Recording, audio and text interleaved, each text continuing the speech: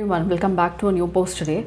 Let's continue from where we stopped for the month of November with regard to your most important topics that you need to keep track for the upcoming preliminary examination of 2025.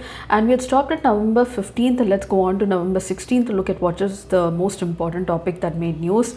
So we had stubble burning in news the most during the November month, and also combining with Diwali, which plummeted the pollution levels of Delhi. And there are different ways of tracking stubble burning in India with satellites, with the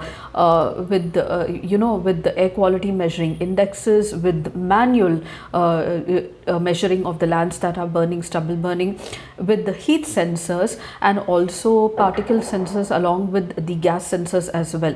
So there were two satellites that are orbiting India, and they track the stubble burning, and we use the data from these satellites. These are the Suomi NPP and the NOAA 20 polar satellites that track the stubble burning in India.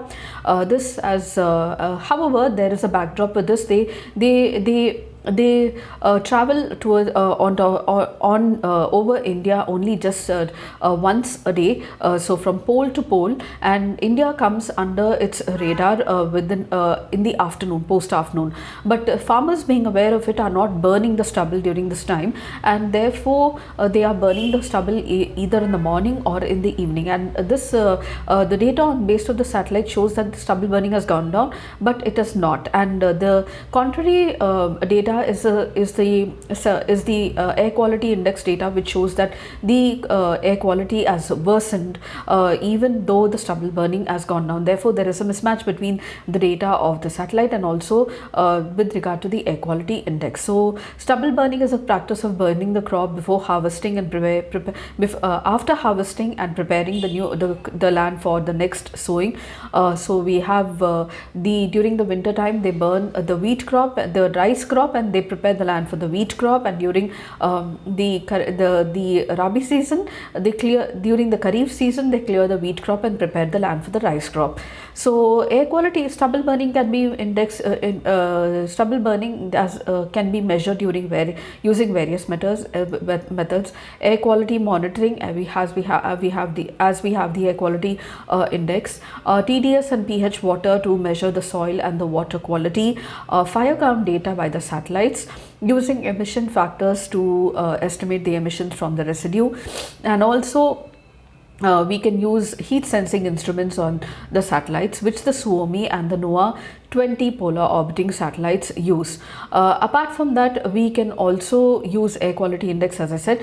So Indian Council of Agricultural Research has given a list of measures where the stubble can actually have alternative uses like livestock feed, biofuel production, biogas production, textile industry, composting, soil covering and soil incorporation like mulching activities. Certain crop residues can be used for mushroom growing as well, and also they can be used for creating biodegradable materials like bags. So this was the first issue. The second one was SpaceX Falcon 9 deployed Indian communication satellite for NSIL. NSIL is a commercial arm of ISRO, and it was created in 2019. It launches the GSAT N2 or GSAT 20, the fully commercial satellite, and this is the second satellite of NSIL. The first one is GSAT N1. The NSIL was set up in 2022 as a part of the space sector reforms to own it is mandated to build, launch, own and operate satellites. It was established in 2019 as a PSU owned by the Department of Space, and it is headquartered at Bangalore in Karnataka.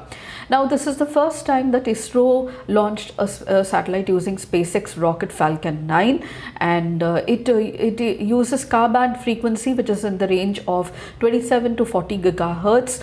Now, the word Ka is derived from the German word Kurz, which means short, and applications of Ka-band are a variety like satellite services, international communicating in military aircraft for high resolution targets on radars, law enforcement radar, which can be used in law enforcement applications, and also for 5G or broadband technology as well. However, there are several disadvantages: high atmospheric absorption of Ka-band frequency, signal degradation because of moisture and rain, phase fluctuations during the rain, and increased power consumption due to signal fading.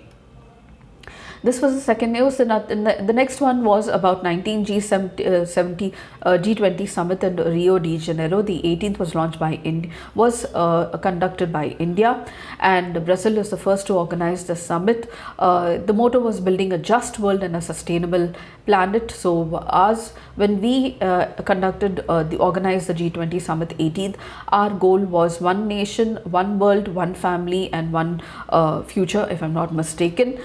So we had yes.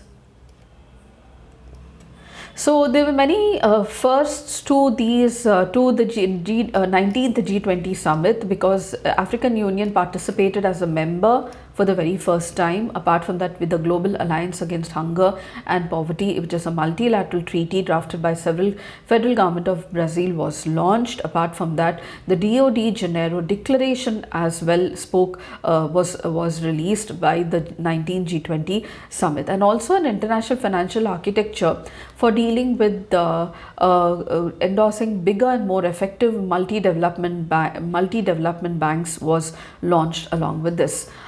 They also reiterated support for reform of World Trade Organization along with other international organizations, sustainable development and energy transition, sustainable finance, and apart from that, they also spoke about Russia's war against Ukraine and its side effects on the international community as well.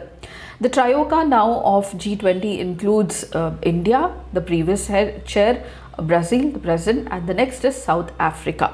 So the G20 was formed as an intergovernmental organization in 1999 to deal with issues of global economy, and it is a post-World War II organization along with twins of the Bretton Woods such as IMF, World Bank, and the WTO. And when we organized the 18th G20 summit, our theme was One Earth, One Family, and One Future.